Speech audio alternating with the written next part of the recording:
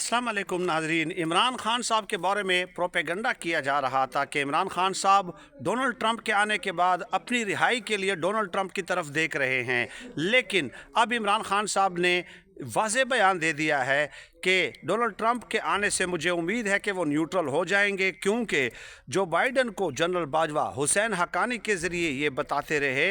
कि इमरान खान साहब आपके ख़िलाफ़ हैं, लेकिन डोनाल्ड ट्रंप अपनी पॉलिसियों में न्यूट्रल होंगे। डोनाल्ड ट्रंप के हवाले से इमरान खान साहब ने सिर्फ इतना ही कहा और फिर आगे कहा कि अवाम के लिए एक प्लान बनाएं। तमाम पार्टी रहनुमाओं को हिदायत जारी की है इमरान खान साहब ने